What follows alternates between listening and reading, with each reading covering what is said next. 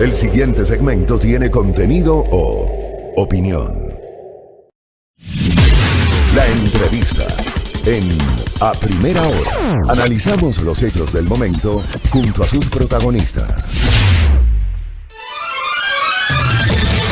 Muy bien, 7:50, atentos en minutos. Leonidas Sisa aquí en A Primera Hora. Antes, hablemos y le voy a pedir a Silrat que haga esta entrevista por su condición de periodista y de madre. ¿Cómo combinamos ambos factores? Silrat, por favor. Muchas gracias, Fabri. Precisamente este tema muy importante vamos a abordar con Ana Gabriela Dávila. Ella es periodista y catedrática que lleva adelante una investigación enfocada en las experiencias de la maternidad y el trabajo en caso de las mujeres que laboran como periodistas en los medios de comunicación ecuatorianos. Bienvenida, Ana Gabriela. Buenos días. Hola, buenos días. Muchas gracias por la invitación. Muchas gracias a ti. ¿Qué encontraron en su investigación sobre este tema? ¿Se considera que la maternidad realmente es un limitante para quienes ejercen el trabajo periodístico? Bueno, hay distintos matices de esas limitaciones. Primero cabe señalar que esta es una investigación que se encuentra todavía en curso. Nosotros hemos llegado ya a la etapa de la recolección de la información. Sin embargo, hemos hecho estamos en una etapa, digamos, preliminar de análisis de resultados. Por lo tanto, lo que hemos conseguido se pueden considerar unos datos preliminares, pero de todas maneras son bastante cercanos a la realidad, es decir, a lo que realmente pensamos nos va a desembocar el análisis final de los resultados. Y digamos, más que plantear como algo muy categórico y decir es un limitante, podemos decir que es una experiencia compleja que termina, digamos, de cuajar o termina de desarrollarse cuando las mujeres tienen un apoyo, ¿no? Por el asunto de quienes hacemos periodismo, quienes hemos trabajado en medios, nos damos cuenta que el tema de los horarios, el tema de todo el tiempo estar lidiando con los aspectos de la coyuntura, hace que no tengamos horarios fijos, hace que tengamos que estar permanentemente saliendo de la ciudad, y eso evidentemente perjudica el desempeño o hace un poco inmanejable la relación maternidad-trabajo periodístico. Sin embargo, las mujeres están, digamos, en el día a día luchando, haciendo, digamos, que no solamente se las vea como madres, o pensemos que socialmente la mujer se le ha adjudicado este rol de ser la encargada del espacio privado, y entonces eso ha sido realmente una dificultad para poder desempeñarse en general en el ámbito público. Eso, sumado a las particularidades del periodismo, hace que sí esto se pueda hacer mucho más intenso. Sin embargo, como digo, se ve mucho que la pasión que estas mujeres impregnan cada día, la decisión que tienen por realmente hacer un periodismo serio, responsable, hace que ellas en el día a día encuentren alternativas para poder lograr la conciliación, que es un poco el ideal. Muchas veces se sale de las manos, sin embargo, siendo muy organizadas, por ejemplo, teniendo siempre en cuenta estrategias que son muy, muy, muy de las mujeres, no por el hecho de ser mujer, sino porque así nos ha tocado, hacen que ellas sí puedan el día a día superar todos estos traspiés y, digamos, poder equilibrar las dos experiencias. Entonces no se puede hablar de un limitante a rajatabla, pero sí de una experiencia compleja que en el día a día se logra superar. Uh-huh. En las entrevistas que ustedes han realizado, ¿han identificado casos en los que las mujeres por el tema de embarazo, pues sí se pone en riesgo su trabajo en el mundo periodístico? ¿Cuál ha sido más o menos la evaluación o los criterios que ustedes han recogido al respecto? Bueno, justamente hay una parte de la investigación que analiza cuál ha sido el rol de los medios como empleadores en el campo el momento del embarazo, del parto y del posparto. Se ve, por ejemplo, que los medios, digamos, no todos, intentan en lo posible respetar las normas del Código de Trabajo en relación al posparto, por ejemplo, el poder hacer que las mujeres tengan sus 85 días de norma, ¿no?, que es lo que la ley establece, que tengan después sus 2 horas de lactancia. Sin embargo, en muchos medios eso no ocurre, precisamente por el aspecto de los horarios, de la complicación. Es muy difícil quitarle al periodismo días, o mejor dicho, horas de trabajo en el día. Entonces, muchas veces se llega a acuerdos personales con las periodistas y a veces esas horas son sumadas, es decir, ellas no toman, por ejemplo, sus 2 horas de lactancia, sino que suelen sumar a su posparto final, o mejor dicho, el inicial, el posparto y la lactancia se juntan, esa sería la figura. y terminan teniendo un posparto un poco más prolongado que el resto de mujeres trabajadoras, y eso a veces es visto y dice, bueno, pero ¿cuál es el problema? Si a la final llegan a tener un posparto más amplio, pero ese no es el punto, porque realmente sí estamos alterando esta vivencia que implica también la lactancia, ¿no? Entonces, ellas juntan todas estas horas y después, de los 4 hijos, tiene aproximadamente 6 meses, trabajan de lleno, enteramente. En relación del embarazo, por supuesto, también se ve, no son limitantes, digamos que no se puedan superar, por supuesto, ir a coberturas con un embarazo de 9 meses no ha sido un impedimento, y eso es un hallazgo muy interesante porque normalmente en esta sociedad el embarazo, sobre todo el periodo de embarazo, se lo ve como casi una enfermedad, ¿no? Son parte de los estereotipos que están erróneamente asociados a la experiencia de maternidad. La mujer embarazada está totalmente imposibilitada de hacer cosas, y por el contrario, hemos visto que la experiencia del embarazo puntualmente y luego la maternidad ya cuando el niño nace, ¿no? Tomando en cuenta que igual la maternidad se pueda también pensar desde el momento que la mujer tiene al niño adentro.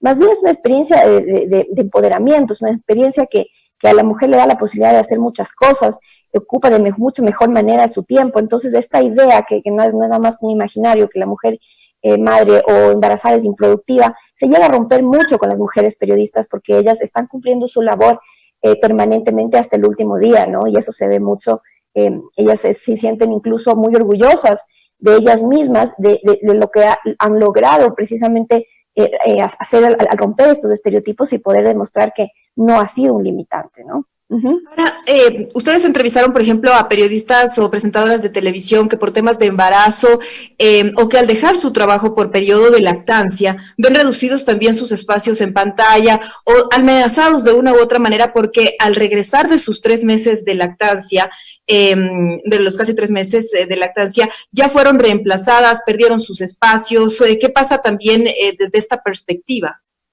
Bueno, por supuesto que eso no solo le ocurre a la mujer periodista, ¿no? En realidad eso es un temor, porque la mujer cuando sale a su etapa de posparto puede imaginar que muchas cosas pueden suceder, precisamente porque en la sociedad la maternidad está vista como eso, como un limitante para el trabajo. Entonces te fuiste a cumplir tu época de posparto y uno puede sentir esa inseguridad, ¿no? Porque es un sistema que da para eso, porque pensamos que fuimos casi incluso hay comentarios de compañeros de trabajo que dicen, es que se fue de vacaciones.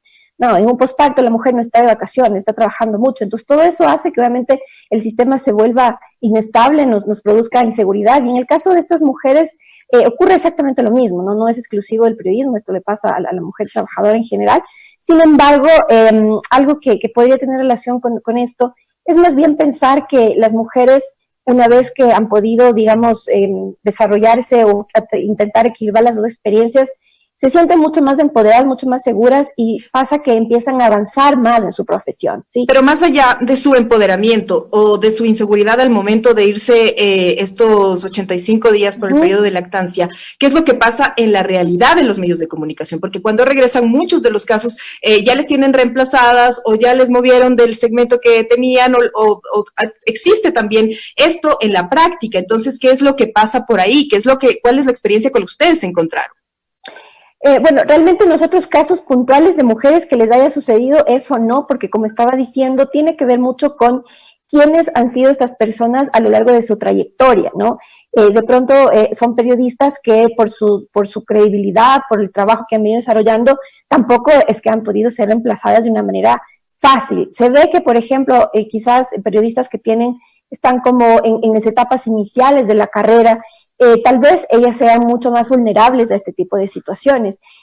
Personas que ya tienen, como digo, una carrera periodística en medios afincada, más bien, digamos, es más complicado. No es fácil, exacto, no es tan fácil, y se ha visto que ellas han podido seguir. Pero algo que me parece, solo quiero puntualizar esto, tiene que ver con los cargos justamente de acceso al poder en los medios, ¿no?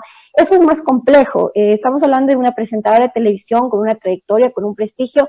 Sin embargo, eso no es algo que tenga que ver precisamente con el ser una cabeza editorial. Ahí es donde se ve más conflictos, ¿no? Esa misma era mi siguiente pregunta. ¿Se logró identificar el porcentaje de distribución de la paridad de género en medios de comunicación, puestos de dirección o liderazgo? Y en este contexto, ¿es la maternidad precisamente este obstáculo para alcanzar estos puestos de responsabilidad o jefaturas que de una u otra manera se ven afectados al momento en el que la mujer sale a tomar sus 85 días de lactancia y tiene que regresar a tratar de retomar esos espacios que de una u otra forma también ya son copados, ¿no? Claro, sí, por supuesto. Bueno, en realidad desde los años 90 se habla de una feminización de la profesión periodística en el mundo.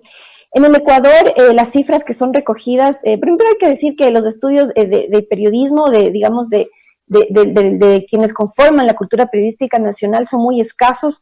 Hay unas escasas cifras que les ha recogido hace 2 años el Cordicom, y ahí se ve que existe un equilibrio. No hay, digamos, están casi parejas la presencia de hombres y mujeres en los medios. Por supuesto, en temas de ejercicio del poder en los medios, las cifras son disparejas, absolutamente. Las mujeres son minoría y las mujeres madres que ejercen estos espacios son menos todavía. Entonces, aquí hay una situación muy puntual que se debe decir.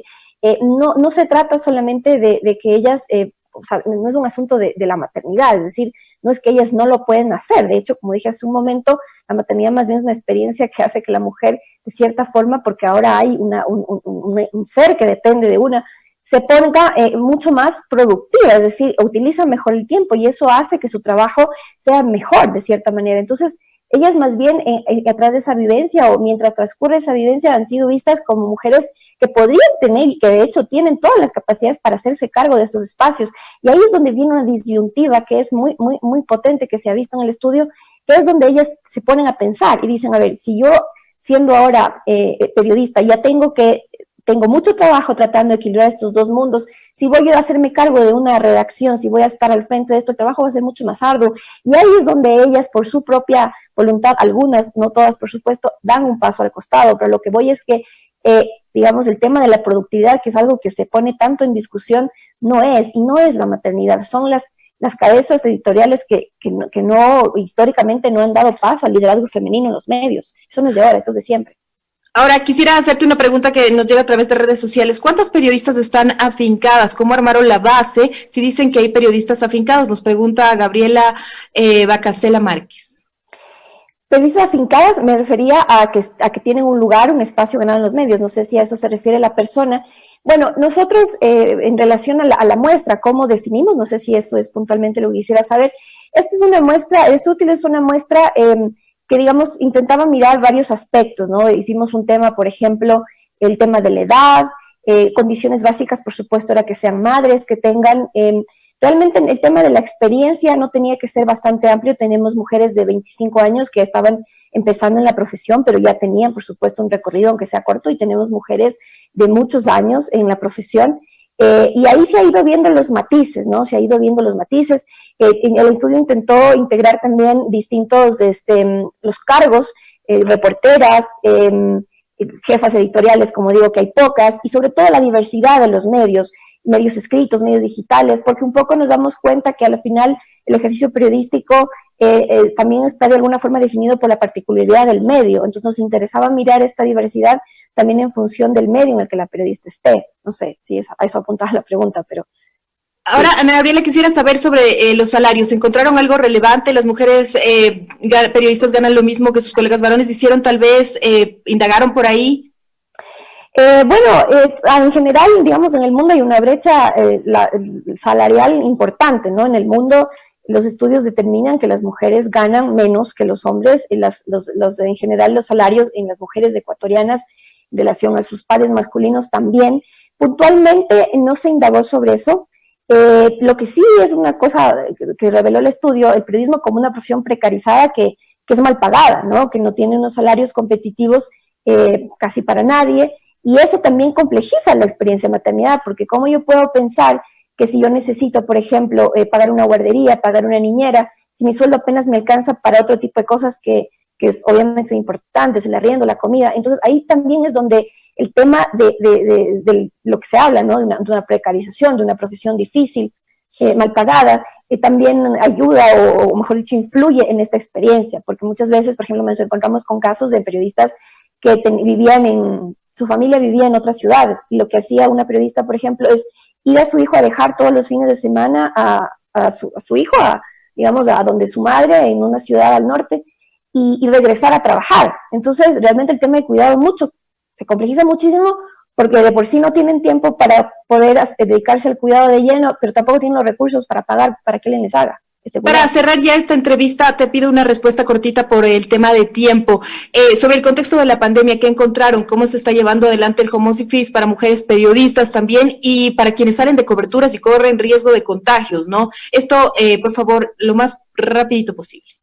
Bueno, no hay los medios tienen políticas muy generales como para todo el mundo, no hay, digamos, un tema de poder decir a la madre periodista se le da esta seguridad, todas tienen la misma vulnerabilidad y por supuesto el riesgo está, como en todos, de regresar a casa y encontrarse con que estás infectada. Obviamente cuando tienes un hijo tu temor principal será ese, pero los medios no han trabajado en nada que sea, digamos, una ayuda, una protección para ningún periodista, ¿no? Muchas gracias, te agradecemos Ana Gabriela Dávila, periodista y catedrática, hablando sobre las experiencias de la maternidad y el trabajo en el caso de las mujeres que laboran como periodistas. Muchas gracias por este diálogo, por esta entrevista. Gracias, mucho gusto. 8 de la mañana con 6 minutos, regresamos, esto es A Primera Hora.